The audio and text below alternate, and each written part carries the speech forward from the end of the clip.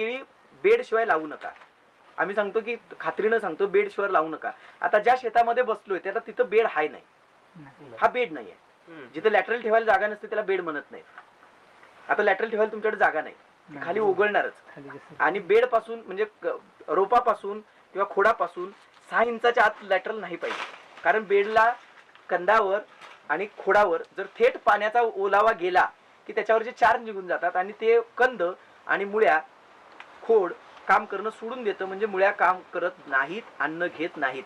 त्यामुळे थेट पाणी खोड आणि कंदाला लागता कामा नाही. हे केळीमध्ये खूप महत्वाची काळजी. आता तुम्ही म्हणणार पावसाळ्यात काय करायचं, तर पावसाळ्यामध्ये होतं असं की पाऊस पडला की मातीचे वरचे कण एकमेकाला बाइंड होतात त्वरित, आणि ते बाइंड झाले की आतमध्ये ओलावा असतो आणि वरून पाणी उघळत असतं.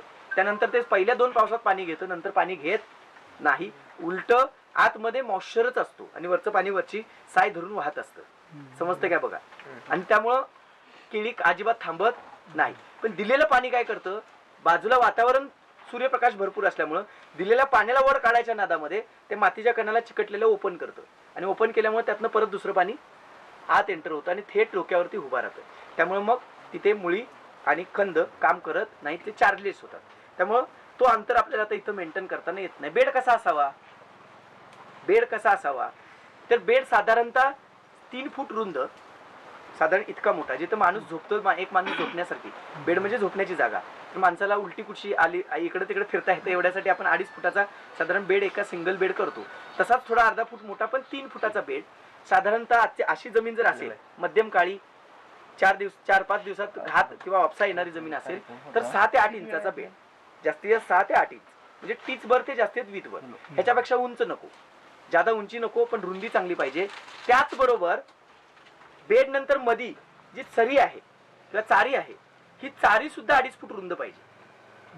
हे लक्षात घ्या बरं का. बरेच शेतकऱ्यांना असं वाटतं की मध्ये एखादी सरकुटी मारली की राहिला तो सगळा बेडच, त्यातनं पाणी बाहेरच येत नाही. तो खूप तोटा आहे. असा का बेडच का म्हटलं जातं आणि अशी रचना का, तर बेडच्या वरती ज्यावेळेस दोन्ही बाजूला लॅटरल टाकतो त्यावेळेला थेंबा थेंबानं पडणारं पाणी एकमेकाच्या डोक्यावर पडतं आणि ते दाबत दाबत दाबत दाबत काही मिलीमीटर बाजूला पसरतं, काही सेंटीमीटर, काही मिलीमीटर MM मध्ये बाजूला पाझरतं आणि जास्त खाली उतरतं. जरा बाजूला पसरतं ज्याला खाली उतरतं. आणि असं उतरत उतरत उतरत जाणारं पाणी दोन्ही बाजूला ज्यावेळेला उतरतं त्यावेळेला मधला भाग जो बेडचा आहे, ह्या बेडमध्ये काय होतं, हवा ट्रॅप होते, ट्रॅपमध्ये पकडली जाते, अडकली जाते. का, पाणी सुरुवातीला ड्रीप चालवले की 2-4 इंच 6 इंच बाजूला पसरतं सुरुवातीच्या काळामध्ये बेड बसताना, आणि मग मधून मधून खोली धरून ते खाली बेडच्या तळाला बाहेर येतं. येताना पण ते कसं येतं, तिरकं बाजूला येतं बघा. का, तर मध्ये जी हवा वरनं पाणी बंद झालं म्हणजे ओलावा आला, साईडनं ओलावा येतो, पण मध्ये जी हवा आहे ती ट्रॅप झाल्यामुळं पाण्याला काय करते, त्या थेंबाला खाली येऊ देत नाही. आणि ते न येऊ दिल्यामुळे काय होतं, जसं थेंब खाली जाईल तशी हवा त्याला बाजूला ढकलते आणि मधला बेड हा कायमस्वरूपी कोरा असतो. तो फक्त पावसानंच भिजतो, तो ड्रीपनं कधीही भिजत नाही, तो कोरा राहतो. आणि त्यामुळे मग बेडच्या पाण्याचे फ्लो कसे तयार होतात, ड्रीपच्या असे खाली येतात, खाली येते तिरकं तिरकं तिरकं तिरकं बेडच्या तळानं बाजूला येतात. असा बेड 3 फुटाचा असेल तरी बाजूला येतं. असा तुम्ही नको तेवढा मोठा ठेवला तरी ते बाजूला येत नाही, म्हणून सपाटीवर लागवड करायची नाही.